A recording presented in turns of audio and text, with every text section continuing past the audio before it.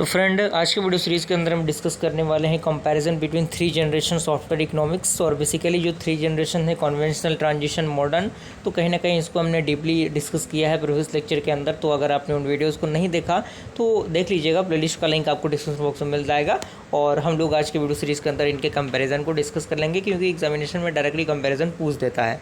तो 3 सेक्शन आपको बनाने होंगे। पहला आपका कन्वेंशनल, दूसरा ट्रांजिशन, तीसरा आपका मॉडर्न प्रैक्टिसेस। तो कन्वेंशनल का जो दायरा था वो 1960 से 1970 में चला, ये आपका 1980 से 1990 तक चला, और ये 2000 से लेके अभी तक यही चल रहा है। और इसमें क्या है, सेकंड पॉइंट, वाटरफॉल मॉडल, यानी ये बेसिकली वाटरफॉल मॉडल पे आधारित होता है, ये प्रोसेस इंप्रूवमेंट पे आधारित होता है। और जो आपका थर्ड मॉडर्न प्रैक्टिसेस है वो आपका आइटरेटिव डेवलपमेंट पे आधारित होता है। क्लियर।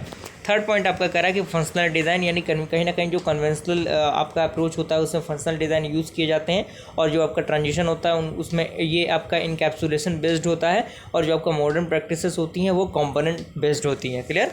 अगला आपका है कि डिस इकोनॉमिक ऑफ स्केल, यानी जो आपका कन्वेंशनल है, जो कन्वेंशनल है वो डिस इकोनॉमिक स्केल पे आधारित होता है, और जो आपका ट्रांजिशन है वो भी आपका डिस इकोनॉमिक पे है। और जो आपका मॉडर्न प्रैक्टिसेस है वो रिटर्न करता है वंस इन्वेस्टमेंट, यानी जो भी अगर एक बार इन्वेस्टमेंट हो गया तो कहीं ना कहीं उन चीज़ों को बार बार ये रिटर्न करता है। फिफ्थ पॉइंट कह रहा है कि environment tools used are custom built, यानी जो आपका कन्वेंशनल है उसमें जो इन्वायरमेंट टूल यूज़ किए जाते हैं वो कस्टम बिल्ट होते हैं, और जो आपका ट्रांजिशन है उसमें off the shelf separate use किया जाता है, और जो आपका मॉडर्न है उसमें off the shelf integrated systems use किए जाते हैं। क्लियर, एज ए टूल की तरह। सिक्स्थ आपका पॉइंट कह रहा है साइज़ इज़ 100% कस्टम, यानी जो आपका साइज़ है वो लगभग क्या है, जो आपका 100% कस्टम बेस्ड होता था कन्वेंशनल में, और ट्रांजिशन में 30% कंपोनेंट बेस्ड और 70% कस्टम बेस्ड होता था। क्लियर। और जो आपका मॉडर्न है उसमें 70% कंपोनेंट बेस्ड और 30% कस्टम बेस्ड होता था। क्लियर।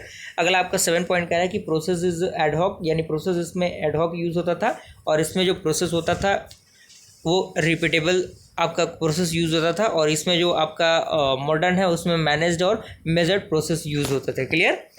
अगला पॉइंट कह रहा है कि the following diagram shows the 3 generation software economics in the form of basic technology, advancements in tools and component and the processes, यानी जो आपके डायग्राम है, डायग्राम के अकॉर्डिंग आप तीनों चीज़ों को एक साथ रिप्रेजेंटेट कर सकते हैं। तो डिफरेंस के लिखने के बाद आप डायरेक्टली डायग्राम बना देंगे तो आपके लिए बहुत ही फ़ायदेमंद होगा, क्योंकि डायग्राम से चीज़ें आसान हो जाती हैं, चीज़ें सामने सामने दिखने लगती हैं, और यहाँ से आप चीज़ों को समझ सकते हैं। एक तरफ कन्वेंशनल है, दूसरा ट्रांजिशन, तीसरा आपका मॉडर्न प्रैक्टिसेस हैं।